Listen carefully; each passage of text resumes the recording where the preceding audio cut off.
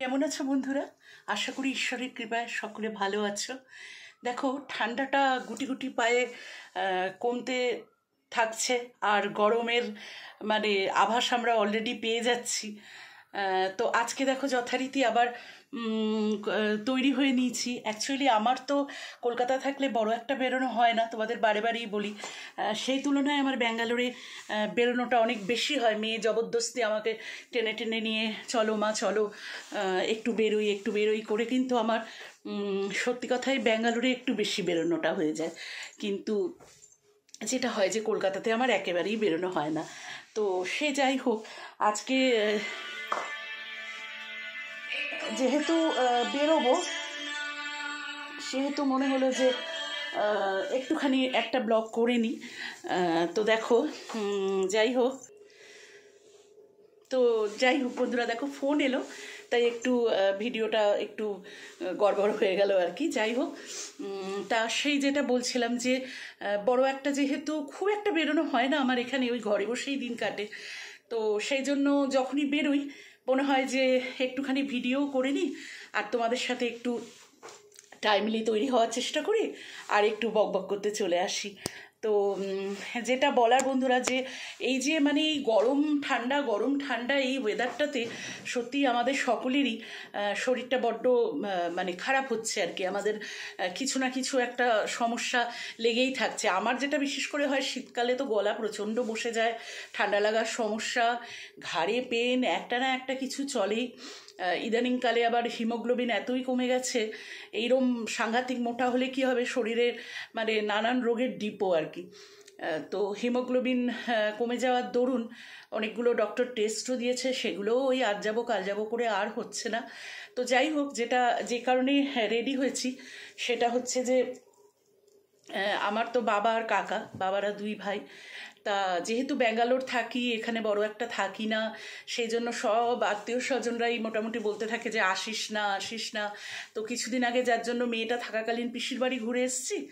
এখন অনেক প্রায় বোধহয় বছর 2-3 বাদে আমি, বোন আর আমার বাবাকে নিয়ে একটুখানি কাকার বাড়ি যাচ্ছি। কাকা কাকিমাও অনেক করে বলে আসতে, ওই আর কি, যা হয় যে বেরোনো আর হয় না আর কি। তো সে যাই হোক, আজকে সেই কারণে মনে হলো যে একটু যাওয়ার আগে একটু ছোট্ট ভিডিও করি, আর তোমাদের সাথে একটু গল্প করে যাই।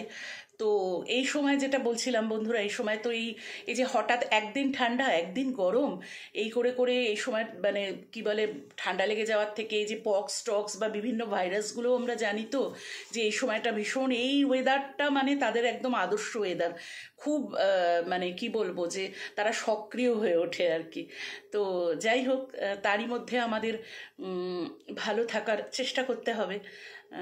ভালো থাকতে যতটা যা প্রস্তুতি নিতে হয়, যে এখন একটা এমন হচ্ছে না যে এসিও চালানো যাচ্ছে না, পাখাও চালানো যাচ্ছে না, পাখা চালিয়ে জানলা খোলা রাখলে সেক্ষেত্রে ঠান্ডা লেগে যাচ্ছে।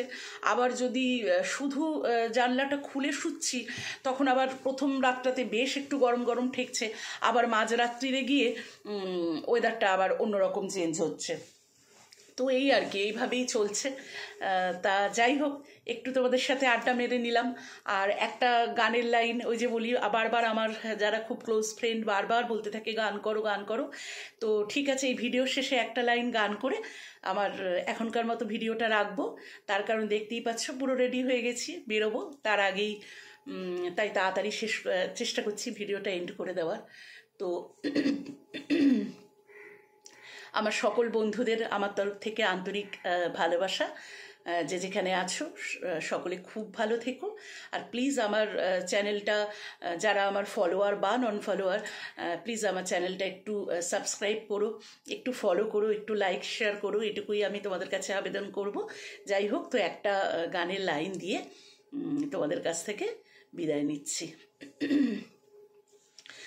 আমার ভিতর বাহিরে অন্তরে অন্তরে আছো তুমি, হৃদয় জুড়ে আমার ভিতর বাহিরে অন্তরে অন্তরে আছো তুমি, হৃদয় জুড়ে